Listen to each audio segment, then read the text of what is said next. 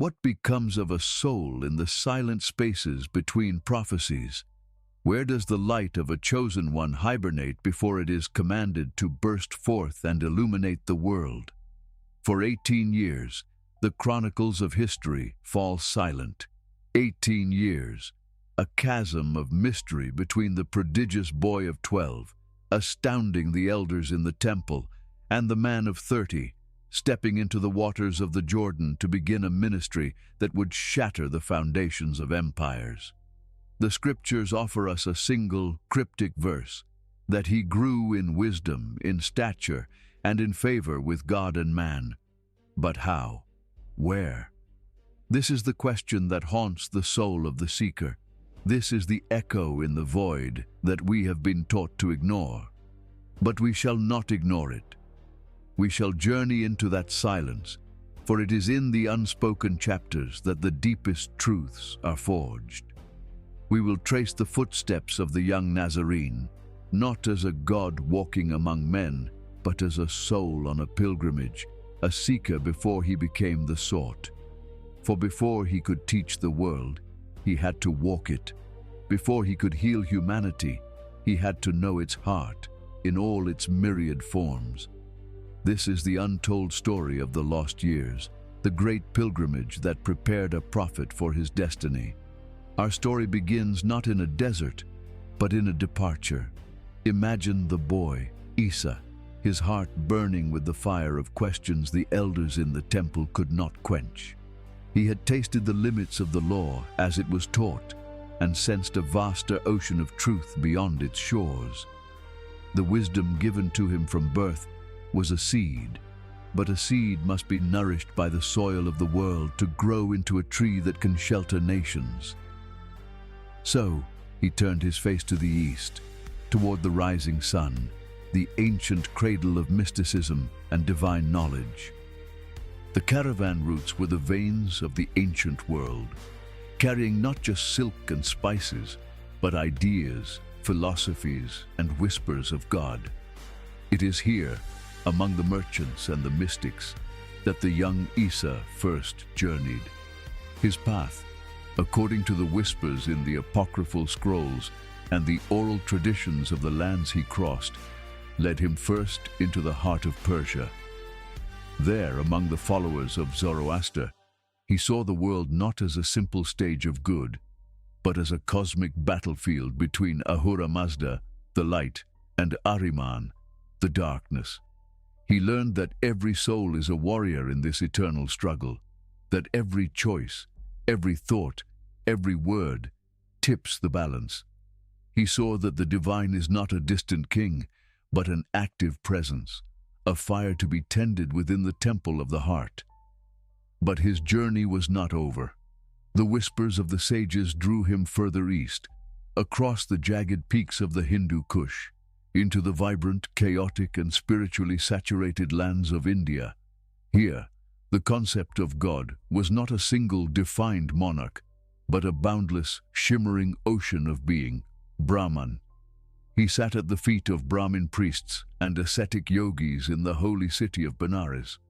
He learned of the Vedas, the ancient hymns that sang of a reality where the soul, Atman, and the divine, Brahman, were one. He saw a world of avatars, of divine descents, where God puts on a human face, not just once, but again and again, to guide humanity back to the light. He breathed in a spirituality that saw the divine not just in a sacred book, but in the river, the cow, the beggar, and the star. He learned the arts of meditation, of stilling the tempest of the mind to hear the silent voice of the soul, a practice that would later serve him in the desolation of the Judean wilderness. His quest for truth then led him higher into the rarefied air of the Himalayas, to the secluded monasteries of Tibet. The legends, preserved in ancient texts like the life of Saint Isa, speak of him spending years among Buddhist lamas. Here he encountered the teachings of the one who had awakened. He learned of compassion not as a mere feeling, but as the fundamental law of the cosmos. He studied the nature of suffering, born of attachment and ego, and the path to its cessation. In the serene faces of the monks, he saw a peace that came not from worldly power, but from the complete annihilation of the self. He debated the nature of the soul, reincarnation, and nirvana. He did not become a Buddhist, nor a Hindu, nor a Zoroastrian. Rather, he gathered the scattered jewels of divine truth, recognizing the same light shining through different windows. He was seeing the universal pattern, the one message refracted through the prisms of many cultures. His journey then turned back toward his homeland, but the path was not direct. It led him south to the ancient and mysterious land of Egypt. Egypt, the land that had once sheltered the infant Moses and had been the temporary home of his own ancestor, Hagar. In the great city of Alexandria, he entered a different world, a crucible where the mystical traditions of the pharaohs, the rigorous logic of Greek philosophy, and the deep scholarship of the Jews all converged. He walked the halls of the great library, studying the works of Plato, who spoke of a world of perfect forms beyond our shadowy reality. He engaged with the Stoics, who taught of the Logos, the divine reason that orders the universe, a concept that would echo profoundly in the Gospels to come. He sought out the Hermetic mystics, the keepers of the esoteric knowledge of Egypt, who taught that the journey to God was an internal alchemy, a transformation of the soul from lead to gold. Finally, his journey led him to the threshold of his own land, to the stark and silent shores of the Dead Sea. Here, in the ascetic communities of the Essenes, he found a different kind of wisdom. These were men who had retreated from the corruption of the temple in Jerusalem, dedicating their lives to prayer, ritual purity, and the study of prophecy. They lived in communion, sharing all they had, awaiting the imminent arrival of a teacher of righteousness and the final battle against the sons of darkness. With them, Isa found a deep resonance. He shared their devotion, their discipline, and their fervent hope for divine intervention. He bathed in their ritual waters, studied their sacred scrolls, and learned the prophecies that spoke of his own coming. He was a carpenter, yes, but here in the wilderness, he was being fashioned into something more, a cornerstone for a new temple, one not made of stone, but of living hearts. What do these lost years teach us? They teach us that the path of a prophet is not one of instant revelation, but of arduous seeking. It is a path of listening before speaking, of learning before teaching. Isa's journey was a sacred gathering. From Persia, he gathered the fire of righteous struggle. From India, the ocean of divine oneness. From Tibet, the boundless heart of compassion. From Egypt, the wisdom of cosmic order. From the Essenes, the discipline of sacred waiting. He returned to Galilee not just as a Jew, but as a man who had held the heart of humanity in his hands. He had seen God prayed to in 100 different tongues, sought in 1,000 different ways.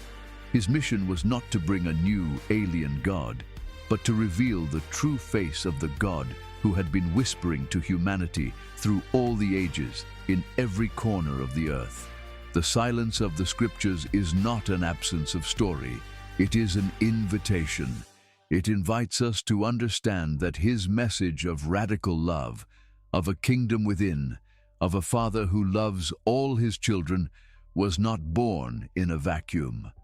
It was tempered in the fires of Zoroastrian dualism, deepened in the ocean of Hindu non-duality, softened by the compassion of Buddhist thought, and sharpened by the logic of the Greeks. The lost years were not lost. They were the years of preparation for a universal revelation. He had to leave the small room of his own tradition to discover the vastness of his father's house, a house with many, many rooms. When he returned, he spoke with an authority that transcended the law, an authority that came from a direct, lived experience of the world and its soul. He was ready. The years of silence were over. It was time for the voice to cry out in the wilderness, for the light that had been gathering in the secret places of the earth to finally dawn upon the world.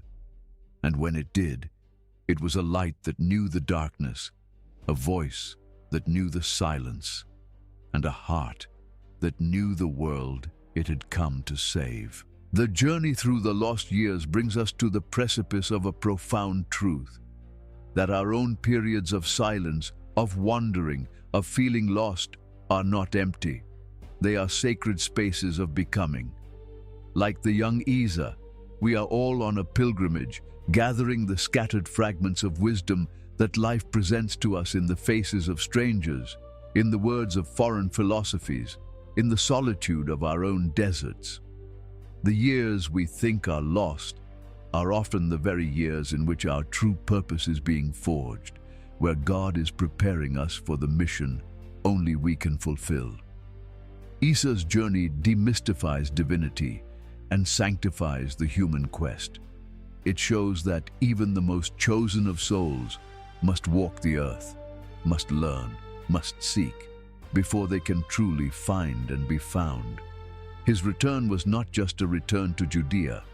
It was the return of a soul who had embraced the world and was now ready to offer it back to God, healed and whole.